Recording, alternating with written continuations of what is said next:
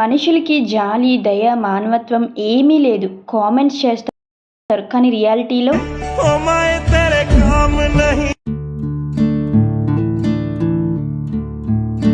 Hello అండి అందరికీ.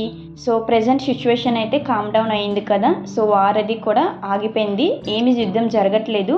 కానీ ఈ పాకిస్తాన్ వాళ్ళు వంకర బుద్ధి చూపించుకున్నారు. సీజ్ ఫైర్ని బ్రేక్ డౌన్ చేసి కొన్ని అటాక్ చేశారు జమ్మూ కాశ్మీర్ మీద. అలానే ఢిల్లీకి కూడా ఒక మిసైల్ వదిలేరంట. సో అది గాల్లోనే పేల్చేశారు మన వాళ్ళు. సో దేవుడి దయ వల్ల ఏమీ జరగలేదు, లేదంటే కొన్ని ఏరియాస్ అయితే మాత్రం కొలాప్స్ అవ్వాల్సిందే. కానీ ప్రెసెంట్ ఢిల్లీ సిచ్యువేషన్ మాత్రం రెడ్ జోన్లోనే ఉంది.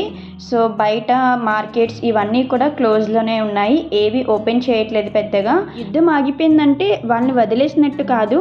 సో ఎట్టి పరిస్థితిలో కూడా వాళ్ళని వదిలేదే లేదు. ప్రెజెంట్ అయితే ఉగ్రవాదుల్ని పట్టుకోవడానికి ట్రై చేస్తున్నారు. సో ఎవరైతే అటాక్ చేశారో వాళ్ళని పట్టుకోవడానికి ట్రై చేస్తున్నారు. మన వాళ్ళు ఎందుకు రాజీ పడ్డారంటే, సో ఎవరైతే మన సోల్జర్స్ అక్కడికి వెళ్ళి ఫైట్ చేస్తున్నారో చాలా మంది చనిపోతున్నారు. అలా జరగకూడదు, మన సోల్జర్స్ చనిపోకూడదు, ఇలాంటి ఇన్సిడెంట్స్ అవ్వకూడదని మన వాళ్ళు కాంప్రమైజ్ అయ్యారు. అయినా కానీ పాకిస్తాన్ వాళ్ళు ఎలాంటి బుద్ధి చూపించుకున్నారో మీరు చూస్తున్నారు కదా, న్యూస్ చూస్తున్నారా మీరు. సో ఇలా ఉంది సిచ్యువేషన్. అయితే ఈరోజు ఒక సెన్సిటివ్ టాపిక్ మీతో డిస్కస్ చేస్తాను. సో స్టార్టింగ్ ఒక 5 seconds మీరు చూసారు కదా, ఎంత బాధ అనిపించిందంటే ఆ వీడియో చూసి.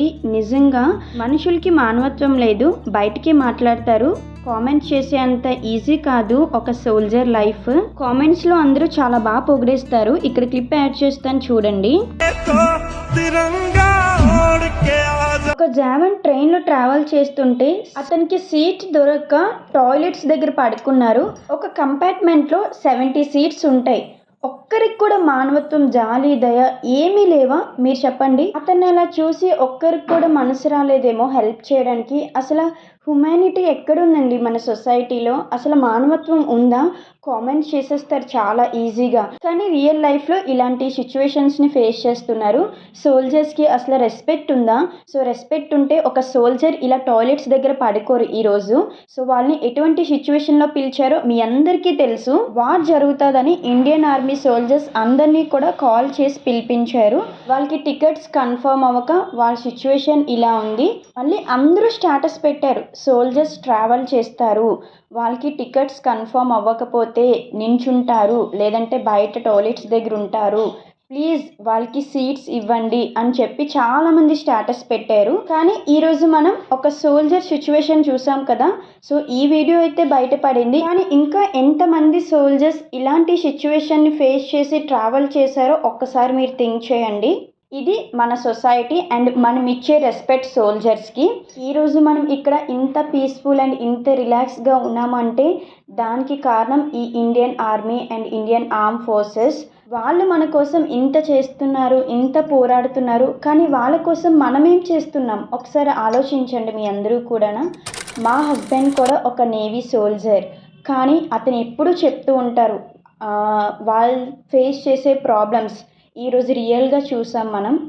కానీ చాలా బాధ అనిపించింది ఆ వీడియో చూసి. ఇంకా మా వారైతే అసలు నో వర్డ్స్ ఆ వీడియో చూసి. ఇలా ఉంటుంది మా పరిస్థితి అని చెప్పి. 2019లో కూడా మనకి పాకిస్తాన్ వాళ్ళకి వార్ అయింది. అప్పుడు మా హస్బెండ్ షిప్లో ఉన్నారు. 1 month ఇంటికి రాలేదు, నో కాల్స్. అప్పుడు కూడా సిచ్యువేషన్ ఇలానే ఉంది. అప్పుడు మా సిచ్యువేషన్ ఎలా ఉందో అసలు మేము చెప్పలేము. అసలు ఆ బాధ ఏంటో మాకే తెలుస్తుంది.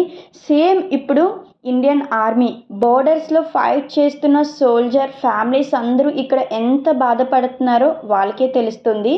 ఆ పెయిన్ ఎలా ఉంటుందో ఫేస్ చేసిన వాళ్ళకే తెలుస్తుంది. సో చాలామంది డిఫెన్స్ అనగానే వాళ్ళకి ఫాస్ట్ గుర్తొచ్చేది క్యాంటీన్ సామాన్లు, అలానే లిక్కర్, ఇవే గుర్తొస్తాయి. అరే నీకేంట్రా గవర్నమెంట్ జాబ్ అంటారు. కానీ ఆ జాబ్లో ఎన్ని కష్టాలు పడతారో, ఎలాంటి సిచ్యువేషన్స్ని ఎదుర్కొంటారో ఫేస్ చేస్తున్న వాళ్ళకే తెలుస్తుంది ఆ ప్రాబ్లమ్స్ అన్నవి. సో సోల్జర్ అంటే మాటలు కాదు, వాళ్ళు ఎంతో కష్టపడితేనే వాళ్ళు ఈ స్టేజ్లో ఉన్నారు. వాళ్ళు దేశం కోసం సేవ చేస్తూ ఇంత పోరాడుతున్నారు కాబట్టి మనం ఈరోజు మన లైఫ్ని ఇంత బాగా ఎంజాయ్ చేస్తున్నాం. కానీ ఈరోజు ఆ వీడియో క్లిప్ చూడగానే చాలా బాధ అనిపించింది. అట్లీస్ట్ ఒక్కరికైనా కానీ మానవత్వం లేదా అని ఒక్కరికి కూడా అనిపించలేదా? నా సీట్ నీకు ఇస్తాను, అట్లీస్ట్ కూర్చోడానికి కొంచెం ప్లేస్ ఇచ్చినా సరిపోతుంది కదా. అలా చూస్తూ ఎలా వదిలేశారు? నిజంగా ఈరోజు అనిపించింది ఒక సోల్జర్కి నిజంగానే రెస్పెక్ట్ లేదు అని. సో మాటలే చెప్తారు అందరూ కూడా. నిన్న మురళీ నాయక్ చనిపోయారు. సో అతనికి 3 days కూడా చాలా జై జవాన్, అసలు ఎన్ని కామెంట్స్, అసలు ఎంత దేశం కోసం పోరాడారని చెప్పేసి చాలా గొప్పగా చెప్పేశారు. అయిపోయింది. యూట్యూబ్లో ఈ 3 days అతని కోసమే. ఈ రోజు నుంచి యూట్యూబ్ ఓపెన్ చేస్తే ఇంకా మురళీ నాయక్ పేరే వినిపించలేదు. ఇలానే ఉంటుంది. ఒక 2-3 days మనం గుర్తుంచుకుంటాం. ఇంకా నెక్స్ట్ అతను ఎవరో మనం ఎవరో అన్నట్టు బిహేవ్ చేస్తారు జనాలు. సో ఒక మనిషి చనిపోయినప్పుడు గుర్తించడం కాదు, ఒక మనిషి ఉన్నప్పుడే మనం అతని వాల్యూ అన్నది గుర్తించాలి. లైఫ్లో ఏది మనకి శాశ్వతం కాదు, మనమే టెంపరరీ. సో మనుషులు ఉన్నప్పుడే వాళ్ళ వాల్యూని కానీ ఏదైనా సరే మనుషులు ఉన్నప్పుడే గుర్తించండి. మనుషులు పోయాక గుర్తిస్తే వాళ్ళు చూస్తారా, వింటారా? చెప్పండి మీరే. సో ఈ వీడియో ద్వారా నేను చెప్పాలనుకున్నది, నేను ఇవ్వాలనుకున్న మెసేజ్ ఏంటి అంటే, ఒక సోల్జరే కాదండి, ఎలాంటి మనిషికైనా సరే ముందు రెస్పెక్ట్ ఇవ్వడం నేర్చుకోండి. ఒక మానవత్వం చూపించండి. అండ్ మన ఇండియన్ సోల్జర్స్కి ఎక్కడ కనిపించిన ఒక రెస్పెక్ట్ ఇవ్వండి ప్లీజ్. మన దేశం కోసం ఇంత చేస్తున్నారు, వాళ్ళకి మనం జస్ట్ ఒక రెస్పెక్ట్ చేయలేమా చెప్పండి. సో ఇది నేను చెప్పాలనుకున్నాను. మీరేమనుకుంటున్నారో కామెంట్ చేయండి. నెక్స్ట్ వీడియోలో కలుద్దాం. Thank you for watching.